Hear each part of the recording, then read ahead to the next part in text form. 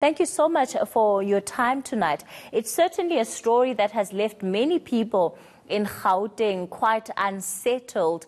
How much risk is there currently, at least according to the information that you have, for something to go wrong in terms of illegal mining that could result in these explosions we've been warned of? Thank you very much. Good evening. There are two things I wish to say. The first one is that the illegal mining of the Zamazamas is indeed an illegal activity, and it requires to be dealt with in that manner. We constantly monitor developments and stability of the ground with particular focus around the critical infrastructure, some of which was illuminated in the article yesterday. We have now dedicated the next 2 weeks to affirm through scientific means that the risk is not as alarmist as it has been indicated in the paper yesterday. We also use satellite technology to monitor the risks of subsidence. What I do accept is that in the event that there is an explosion that may occur closer to such critical infrastructure as gas pipes, that may catalyze a catastrophic event. And that requires a particular attention and immediate attention.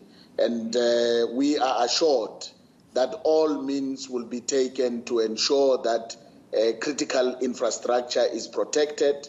But as the Council for Geoscience, we can assure the nation that we have started as of this afternoon with the technical scientific assessment of the ground stability, and we will be releasing a preliminary report within the next 2 weeks to the nation, which is based on evidence and not speculation.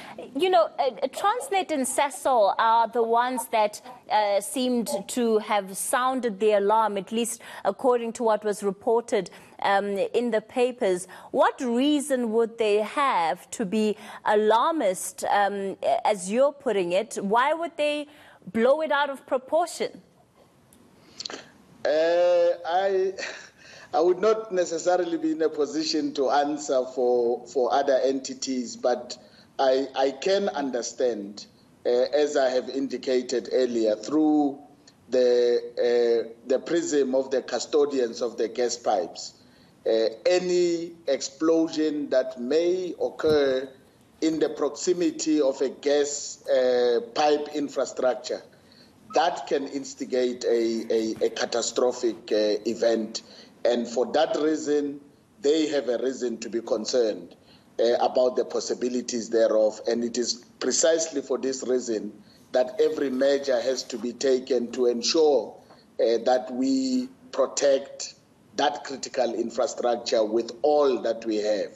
I think what I do want to clarify to the nation is an impression that it is inevitable for a catastrophe to occur.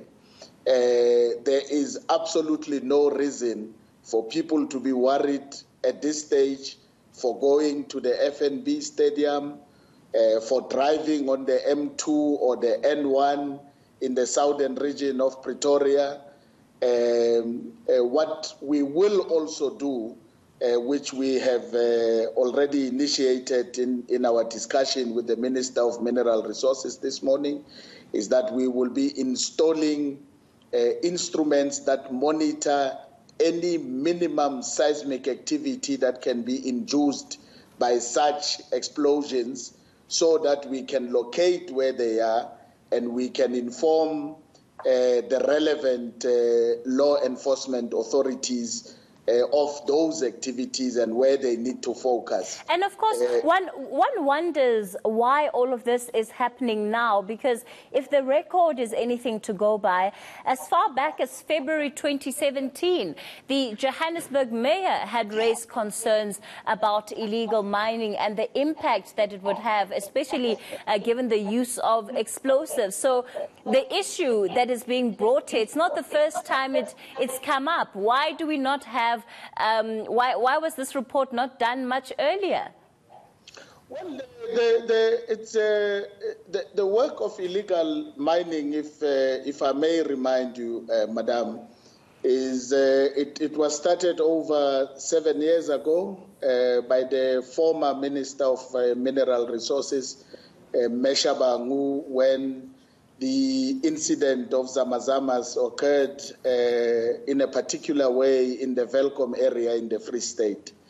There were several task teams that were established with the relevant authorities. I cannot speak with authority on the workings and the functioning of that task team because I have personally not been involved, but I am aware that there has been a lot of work that has been happening behind the scenes that have substantially curtailed the activities of illegal mining, as it were.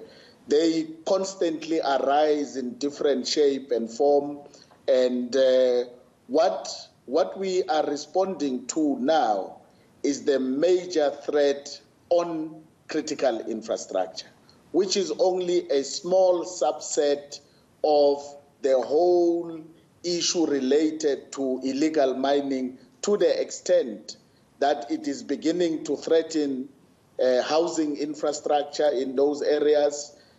People's houses must be protected and retained, and they may not lose value necessarily on the basis of the concerns that were raised.